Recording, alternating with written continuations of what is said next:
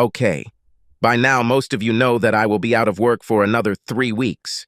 To make my life more fun, my septic tank overflowed. $250 to pump. To warm up, I took a walk around the neighborhood. I'll be honest, 75% of my neighbors are assholes, but the few I like, I'll stop and talk to. I was telling my friend Brian about my septic tank problems and learned that he had worked in the septic field for 11 years. This is not your tank. I'll bet you 6 beers that your filter is clogged. I didn't know that septic tanks had filters, but they do. Brian explained what I needed to do and then spent 20 minutes telling me what he was finding in septic systems. One job that particularly stood out was where he removed the lid to check the filter and discovered that it was filled with almost 30 condoms. He said he joked a little about how maybe the owner should throw them in the trash from now on when he suddenly noticed how pale the guy was. It looked like they had never used a condom in their 18 years of marriage. And how did it all turn out? Damn, I don't know. I cleaned the filter, and he wrote me a check. However, when I left, he was wearing a pair of kitchen gloves, and he was putting all the rubber bands in a small bucket.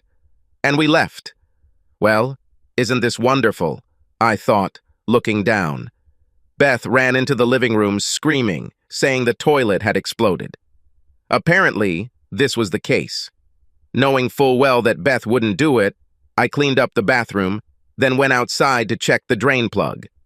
As soon as I opened it, a flood came out, and I had to go take a shower. It was a Saturday afternoon, and I was wondering how expensive an emergency call would be when Beth walked past me, suitcase in hand. I'm going to live with my sister until you fix this. Call me when you're done with this. I went back inside and undressed right at the back door. To hell with all this, I'm going to take a shower. Water may simply be running through your backyard. While the water washed over me, I thought about my life. Married 18 years, one daughter 17, works as a summer camp counselor, saving every cent for college. I thought about Beth and the growing distance between us. It seems that I was even more ignorant and clumsy now than when we first got married. But sex is a thing of the past. She was only 41 years old and still pretty. Maybe it was a woman's thing. I read about early menopause when I was at the doctor's office last month. Maybe that's how it was. Regardless, her attitude was starting to rub off on Amy, and the pain on her face when her mother left was more than I was prepared to bear. We were going to talk when she got home. I had reached my limit, and honestly, if she didn't like it, I didn't give a fuck. I'm tired of living in a toxic environment. After cleaning up, I decided to go to the pub, eat one of these wonderful burgers, and maybe have a couple of beers. And I would make sure that if I needed to go to the toilet, I would do it there. I was walking out and saw Gus picking up his evening paper. The light came on. Gus used to have a wastewater treatment service. He would still have connections, and maybe he could invite someone. I stopped and we chatted nonstop for a few minutes before I got to my question. He laughed. Do you want to save $250? Damn right. I would do that. How? I bet the tank isn't full.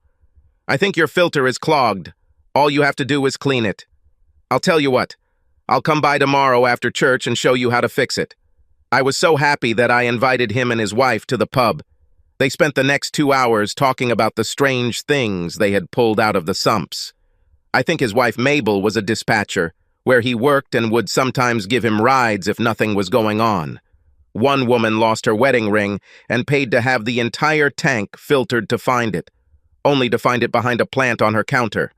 Another guy followed them into the dump. Apparently, he thought he was about to get caught, and flushed $80,000 worth of dope down the toilet. They did find Datura, and he got a nice long prison sentence. The next day, they were with me at 1:30. We found the lid and pulled it. There was a filter there, clear as day. Gus told me to keep an eye on the hose as he pulled it. He started grinning about when he was halfway up. His wife looked down and giggled. I found your problem, Chad. You might want to throw it in the trash from now on. I looked at what he was holding in his hands. My filter was clogged with condoms. 23, as I found out later. I was dumbly wondering how a pack of condoms managed to get into my septic system. Then it dawned on me exactly how. Something must have shown on my face because Gus and Mabel fell silent for a minute. I'm sure there's an explanation for this, Chad. Maybe you've had guests recently, or maybe Amy had some friends when you weren't there. Really, Mabel? Do you think I'll entertain guests long enough for them to do this that many times? Or that my 17-year-old daughter is suddenly having orgies? No, there is only one explanation. They spent another 45 minutes persuading me before leaving. I waited for them to leave, took out some thick rubber gardening gloves, and carefully collected the condoms, placed them in a 3-layer bag, then in a plastic container, and placed it in a small freezer on top of my store refrigerator. Then I went into the house to think. Fucking bitch. Much has fallen into place. We're done. No negotiations, no apologies. Ended marriage. Only one thing kept me from pulling the trigger. I wanted to know who it was. I didn't bother calling Beth. Let her stay where she was for a while. I needed to make a plan. I spent the rest of the day in my store. Amy had to be picked up the next day, and I had already taken a day off for that. It was the first time I had seen her in 7 weeks. She gave me a big hug and told me about some of the adventures she had had arguing with 11-year-old girls who thought they were 20. Really so young? Damn, am I really getting old? Only when we were almost home did she ask about her mother. I told her about the septic tank. So it's already fixed? Yes, it has already been fixed. Does Mom know? No, I tried to call last night and this morning. Remember, she should have been with me when I took you. We planned a full day of family activities. Amy took out her phone and called her aunt. Is Mom there? No, honey, your mom is at work. Fine. Then why did everyone say she wasn't there when I called? Pills, pills, pills. That's the problem. Mom better call me back from her office phone, not from her cell phone, in the next 20 minutes. If not, I'll ask Dad to take me to check. And if she turned her own daughter off because of some stupid business, this little bird is going to sing to her father. I know something. 20 minutes. 30 minutes later, she called, out of breath. Hello, honey. I'm so glad you're home. Yes, I realized this when you went out to meet the bus. Something happened to me. I can just bet. Goodbye, Mom. She called me ranting about how disrespectful she was. Well, look who taught her. This will happen tomorrow before the tank is pumped out. Amy will be at my parents' house tonight if you're interested. I won't. I hung up and looked at Amy. She sighed.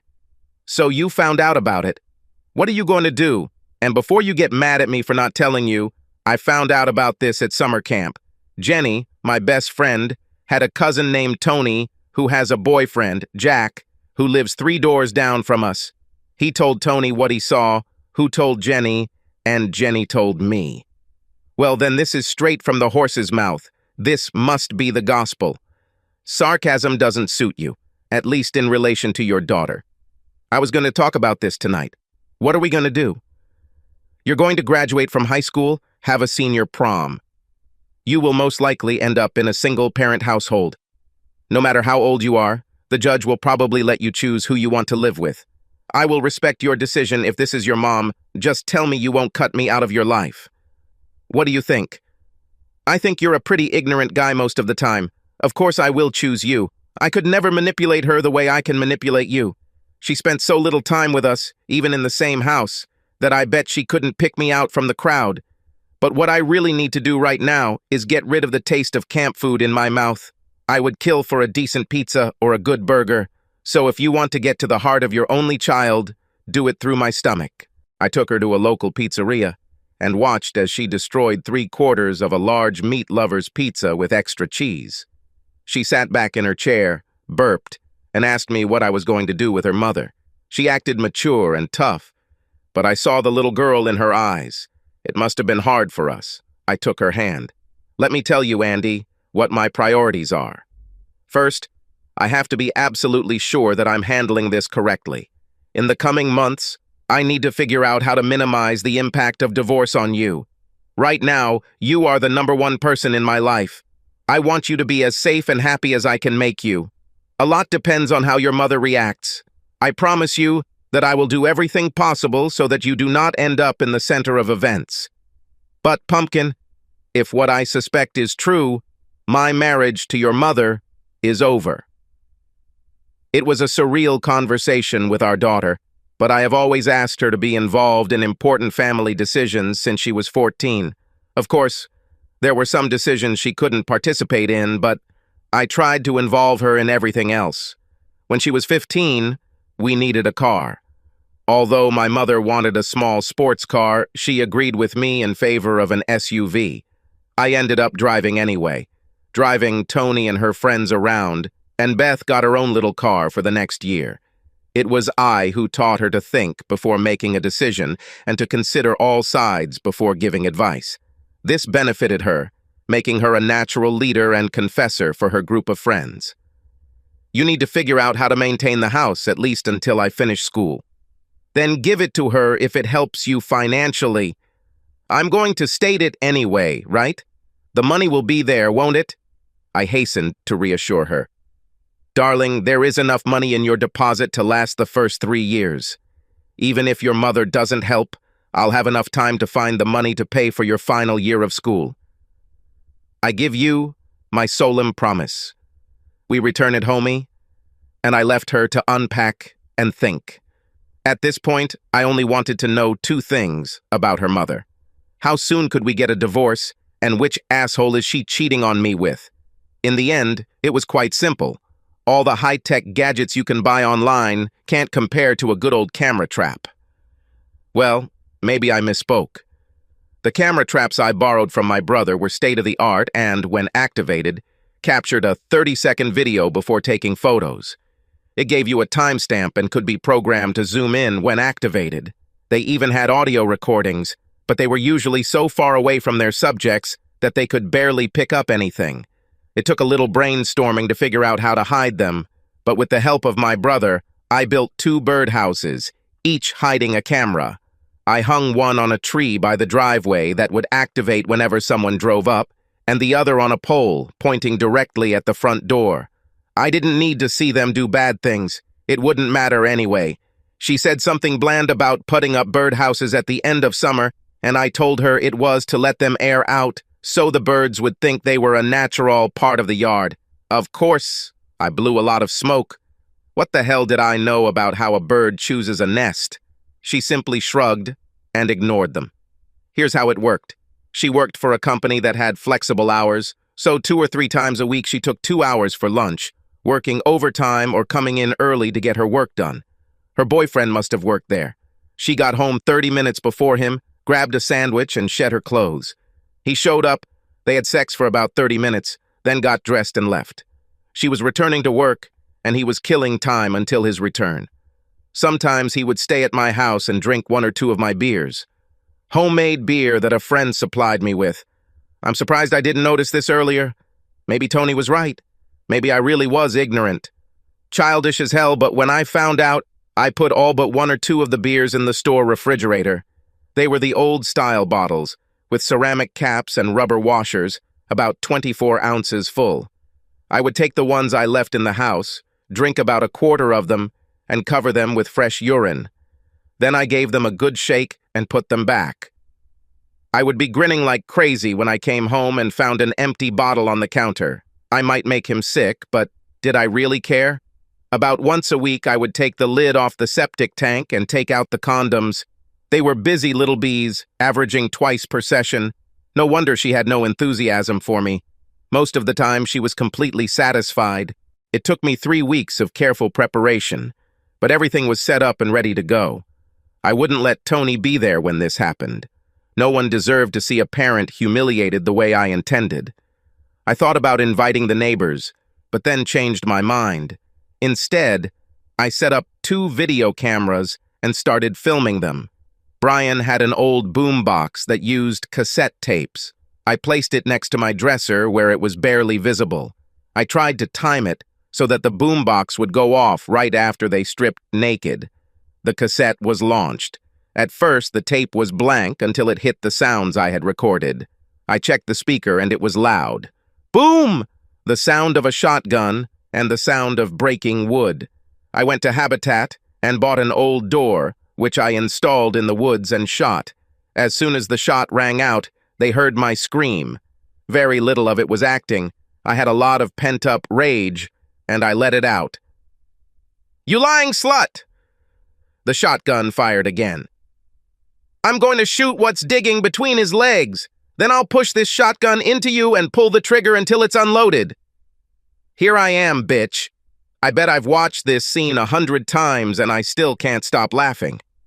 They rushed out the front door and rushed to their cars. All he was wearing was a white shirt, trousers, jacket, and tie, which he held in his hands. Later, I found his boxers on the bedroom floor. I walked around the house and headed towards him. He screamed like a girl and jumped into his car. That's when he noticed the gift I left him. I took 2 20-liter buckets, loaded each condom with about 15 liters of septic fluid and some solids, and divided the condoms equally. Just before the tape recorder inside went off, I put them in the driver's seat.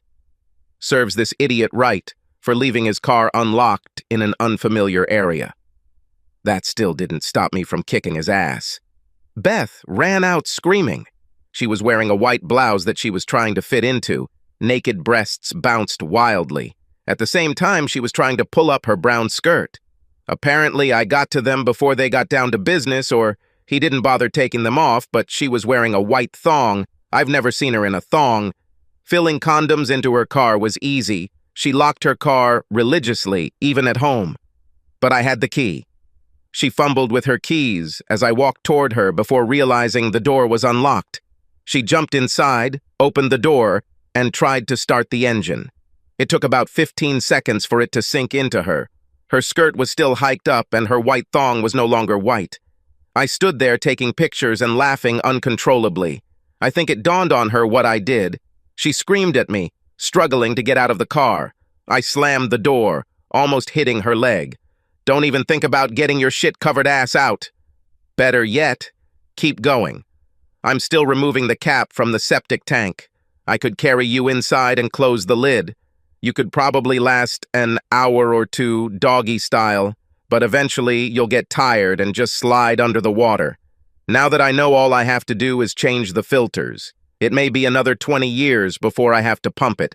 By then, you'd only have a few big bones left, and I doubt he'd suck them into his house. The more I think about it, the more I like it. I pulled out my set of keys to unlock the door. She put the car in gear and flew back. She took out one neighbor's mailbox and knocked over another. She flew out of our impasse with alarming speed. "Hey!" I shouted, knowing that she couldn't hear me. "This is a 40-kilometer-per-hour zone. Slow down your ass. This is not a residential area. This is a micro-district." Okay.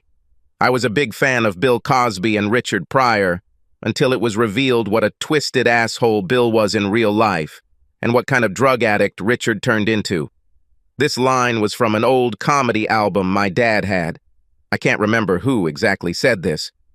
I told Tony what I had done, leaving out a few details when she got home from school. She was shocked that her old man could do something like that, but then it impressed her.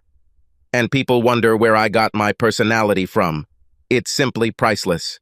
Aren't you angry about the way I treated your mother? No. You didn't physically hurt her, and she deserved it in some way. I bet she will remember this day for a long time. Now come on, you can help me pack her things. And be careful. You've already taken revenge. So we carefully packed her clothes, cosmetics, and jewelry. When Tony found the sexy lingerie, she took a pair of scissors and cut everything in half. I think the apple doesn't fall far from the tree. Mom doesn't answer her calls, she told me, leaving with the last batch. She's at Aunt Gwen's. I just talked to her. I think she owes her mom for covering for her little adventures. It's a pity that Uncle Jack found out anyway. I'll be back soon. You've got her at gunpoint right now, Dad.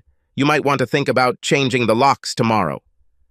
3 hours passed before she returned. Mom is just desperate. She repeated over and over again that it didn't have to be this way. I think she feels serious remorse over her choice. If you can believe it, she wants to come home. I convinced her to give you a few days to calm down. Aunt Gwen followed me, asking if I thought you could get over this and take her back. I just grinned and got into my car. I was still in full painkiller mode and asked to notify her at work. Gwen was supposed to come and pick her up. By striking first, I received temporary custody. Even though I threatened to show everyone my tape, she contested the divorce and convinced the judge to order counseling. I was vehemently against it, but my lawyer advised me to suck it up and play along. 8 sessions. To my surprise, I actually liked some of it.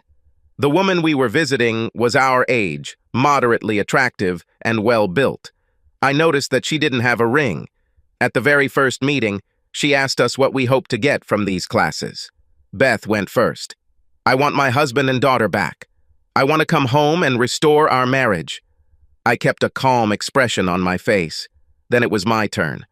I would tell you it's a waste of your time, Miss Turner, but it's not, because no matter what the outcome, you'll still get paid. Don't worry. I will do my best to remain calm. I will truly participate to the best of my ability. But I wouldn't want to stay married to Beth for anything in the world. She ruined everything and the damage is too deep. What I expect to receive from these sessions is your written opinion that this marriage is not salvageable. So let's get started, shall we? I'm sorry you feel that way about it, Chad. I think... Why are you apologizing, Miss Turner? We have to be honest here. If this is how I feel, and I am happy with my decision, why should it lead to sadness? I think I caught her off guard.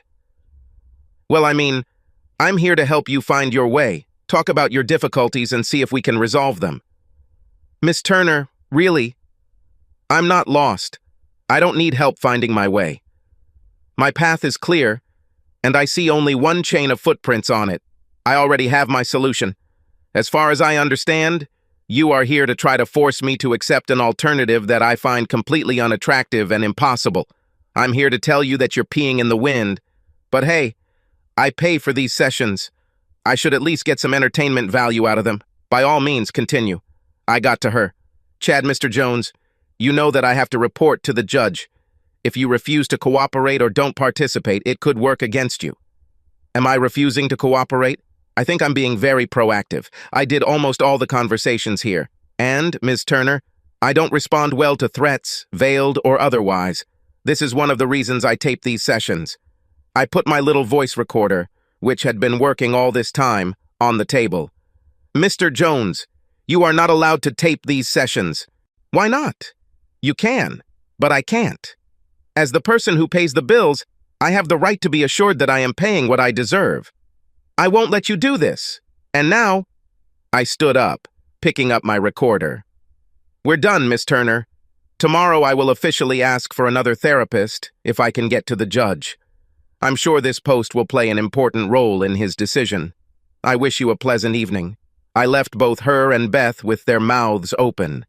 My lawyer convinced the judge to appoint someone else, an elderly woman who didn't care if I taped the proceedings. Everything went pretty smoothly. There were many times when Beth begged for a second chance and I said no. The only heated conversation was when she tried to convince both the consultant and me that it was just a short fling. She had gone too far, she wanted to end it, blah, blah, blah. I attacked her with my whole body. I'm not sure how time frames work in the renegade world. How long does a fling last, as opposed to a full-blown, ongoing affair? Is having an affair less damaging to a marriage? I know for sure that you had sex 41 times in at least 6 or 7 weeks. 41 times. It wasn't an affair. Neither of you were going to stop before you got caught. 41 times. It took a lot of planning, a lot of coordination. It wasn't a fling, Beth. It was a carefully planned plan of action. You guys were pretty smart. This could have dragged on for years if you hadn't clogged the sewer pipe. But you were caught. Quite dramatic, I thought. I couldn't help but laugh lightly. Beth went to her sister, who wouldn't let her in until she undressed and threw her things in the trash. Even after 5 showers, she still smelled. Repairers cleaned up her car, but she had to replace the driver's seat. I don't know what happened to her lover, but he was locked up about a week after Beth. I never showed anyone the video I shot, but rumors started spreading. Brain heard about it and nicknamed me Condom. I think her sister spilled the beans on most of the story a few weeks later after she got a little too drunk at a local bar. The classes were pretty boring. By the 4th week, we were simply doing everything we needed to do. Beth cried, but I remained stoic. The counselor announced this at the 6th session. And 4 months later, Beth and I were the proud owners, at least in my case, of a shiny new set of divorce decree. I thought the agreement was quite reasonable. Instead of child support, Beth had to pay half the mortgage on the house and continue to contribute to Tony's college fund. There were only 10 payments left, so it was pretty much a wash. As soon as Tony graduated from high school, we sold the house and split the money. We got a good price, even in a downturn. I took my half and bought a house 5 houses away. The area was larger. There was an extra bedroom, and there was even a swimming pool in the backyard, the only one in the area. It was a flash sale, and I bought it for about 2/3 of what it was actually worth. I only had $20,000 to finance. It was like a car loan. I paid him off in 4 years. Tony did well in college. She started bringing her 2 roommates over to her house on breaks. I found them jobs for the summer, and when they had a day off, they lay by the pool. As a result, I had many visitors of college-age men and women. I became something of an urban legend. Now, even at work, most people call me Condom. I was a department manager at a company that made brake parts for high-end cars, mainly Mercedes and BMW, but also Bentley and Land Rover. I earned what many shift managers at other factories earned. I was good at my job, and my bosses were happy with me. I didn't even think about dating until Tony was in her 3rd year of college. I didn't really want this. Oh, I've had a few girlfriends with benefits over the years, but nothing serious. Then Colette went to work. She was invited to head another department. We talked, mostly about work, but once a month the managers went to the local pub to get some fresh air and relax. 3 months later, I asked her out on a date, and she accepted. There was a spark there, but we took our time with it. It took almost 4 months before we started getting closer. I felt that if she was going to be in my life, she needed to know my story, so I told her the whole story of how I got the nickname Condom. She seemed a little surprised, then struggled to hide her smile. Soon she was laughing. Then she told me her story. She was married, like me, to someone very similar to my ex. It seemed like he didn't like typical sex, but a woman's butt. No. Since she didn't, he started gathering playmates who would agree. Colette told me that when she found out about this, she bought an old blender at Goodwill, put on rubber gloves, grabbed some scissors, and filled a blender full of poison oak and ivy leaves. She pured the leaves, sifting them through a sieve until she had about an ounce of juice left. She then took the hypodermic needle and carefully inserted it into the half-empty tube of lube, placing it back in its hiding place. A week later, she received a call from the hospital. They had to rush her husband there because it looked like he was having a severe allergic reaction to something. She laughed. When I got there, he was lying on his back, his robe pulled up because he was extremely sensitive to touch. I swear he was so bloated he looked like a porn star. I spoke with the doctor and he tried to determine the cause of this reaction. I looked at my husband like I was dead. "Well," I said to the doctor, "he has a habit of sticking this pathetic instrument up the ass of any whore he can get his hands on. Maybe it was the poison ivy juice I put in his lube. Do you think it could be like that, honey?" The doctor had a very funny expression on his face, and one of the nurses dropped her tablet. "Don't come home, darling, or next time I'll do something irreparable with your junk." "Doc, if you have a slut here with the same symptoms in her ass, you might want to check her out. You will have a pleasant evening." When I was leaving, I heard the doctor tell the nurse to check on the woman in room 312. It was on the same floor, so I stopped by. She was lying on her stomach with her ass in the air. It was so swollen and red that I swear it looked like a space alien. She couldn't see who came in because of her position, so she asked if I could give her something stronger for the pain. I spanked her ass so hard I thought I broke my arm. She screamed, and I leaned over to make sure she could hear me. "It won't take the pain away, but it will give you something else to focus on. I'm the wife of the man you had sex with. I added poison ivy juice to the lube. Next time, it might be acid. Think about that, slut. The next time you decide to fuck another woman's husband." I was sweating for days, waiting to be arrested. But I think the disclosure of the secret was worse than their punishment, because I never heard a word. I just looked at her with my mouth open while she looked tense. Suddenly, I grinned. "I think I love you." She smiled back. You know better. After a few more months, we decided yes. Tony loved her and understood when she couldn't bring her roommates the following summer. We needed bedrooms. Colette had a 16-year-old daughter and a 14-year-old son. Tony and her daughter Joy were bridesmaids, and her son Bill walked her down the aisle. Several months passed before we settled into the family apartment. When the time came, Tony showed joy in graduating from her old campus, and 2 years later, Bill received a tennis scholarship. We are several years older now.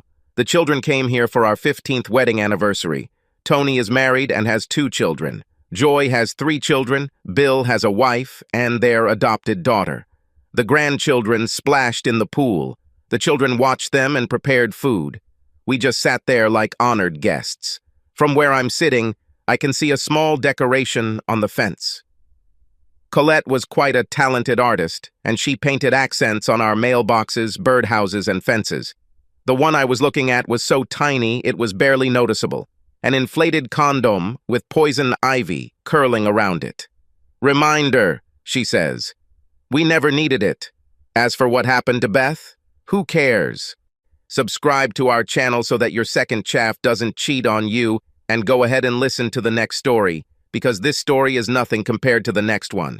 If you're under 18, don't even think about listening to the next one.